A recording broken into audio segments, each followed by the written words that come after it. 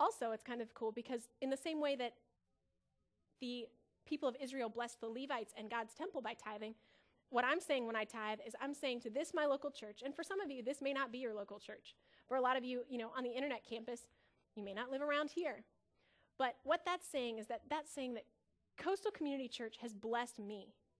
And I want to be able to bless others in the way I've been blessed by pouring back into the church so that others can know the blessing that I've known. It's continuing the cycle in the ways that people before me blessed Coastal so that I might be blessed. Does that all make sense? Okay. So that's tithing. But that's only 10%. What about the other 90? Is it just like, okay, I've paid my dues, I've put my 10% down, now I can go do whatever I want? That's not what Jesus teaches. If you look in Matthew 24, I believe it's 24, I actually don't know that I wrote it down. Yeah, I think it's 24, where Jesus is talking to the Pharisees, and he's like, okay, that's great, you gave a tenth, but you've missed the whole point. That's not the point. The point is your attitude. And to demonstrate this, I gave a little experiment. You guys want to come up? Ryan and Alicia are going to come up. 2 weeks ago, this is fun, I get to experiment. 2 weeks ago, I came to each of them, and I handed them both $40. And I said, okay, I want to challenge you to take this $40, it's cool, and bless people. Whatever that looks like to you. I'm not putting any stipulations on it. I'm just saying bless people with this $40 in whatever way that God has really challenged you with. And then come back and tell us about it. Alicia. Hi. This is Alicia. Everyone say hello to Alicia. Hi, Alicia. It's cool. Keep talking. Just talk loud. Okay. All right, turn it on. Oh, just kidding. There we go. Alicia, what Yes. did you do with your $40 and why? My $40, at first it was kind of difficult. I prayed over it first because it was really tempting to not spend it on myself and then lie about it. The first 20, I had a friend who just got a job out in Newport News, and he's been kind of financially struggling, which I can relate to, and so I took him to a gas station and put $20 in his gas tank to help him commute to work. Then the second $20, I was up at TCC using the internet, and I ran into a friend that I knew in high school, and I hadn't seen them since I graduated. And when we were in high school, she had a really big drug and alcohol problem. And she recognized me just kind of sitting there, and she was like, hey, I've been sober for 37 days. And that was like how she introduced like herself to me again. And I was like, oh, okay. And your name is? And so we ended up talking, and we got coffee once. And then after that, we started talking. She was like, so are you still really big in a church? Do you still do this? And she started asking a lot of questions about like how that would be something to start. Like how would you take the first steps? And we went to Barnes & Noble's and bought a 30-day devotional and a journal. And we've been doing it together. So that's how I spent the other 20. Awesome. Awesome. Ryan, what did you do? Well, like Alicia said, it was really difficult for me at first. I kind of held on to it until just yesterday. I had all 40 until just yesterday. Yes. What?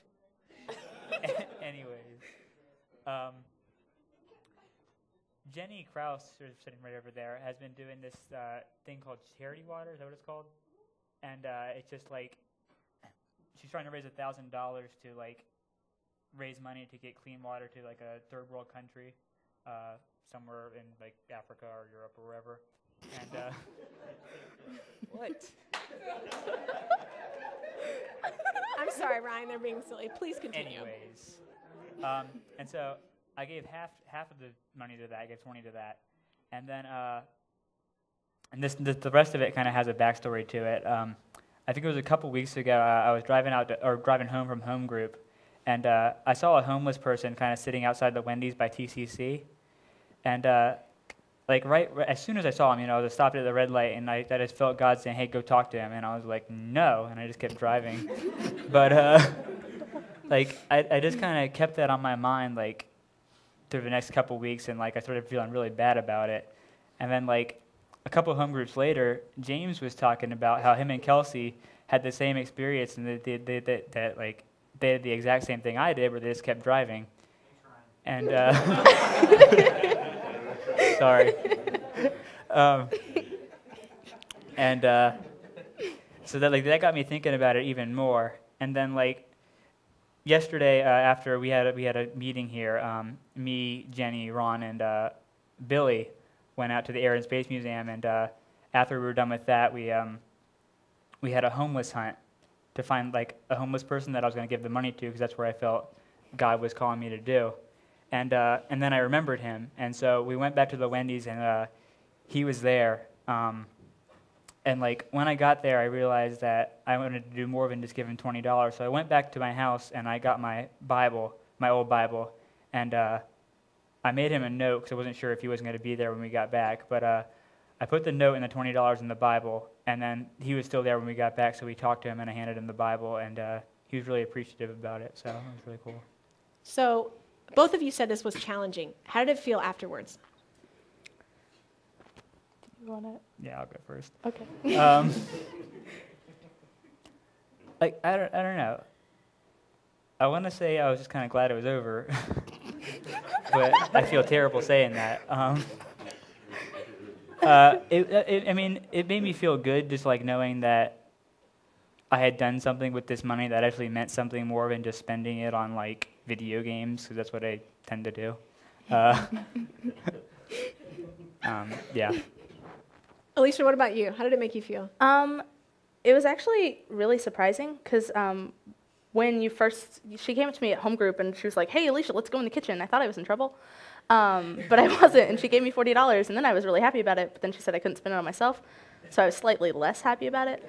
But then I was kind of stumped as to how to use it, and just really odd ways and like circumstances coming together that like God used that to not only provide a way to like provide for someone financially, but like to be able to offer something more than that.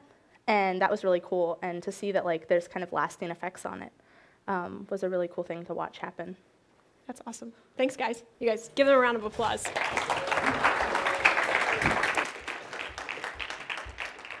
I intentionally picked both of them because I knew that they would spend time really thinking about it and spend a lot of time with it.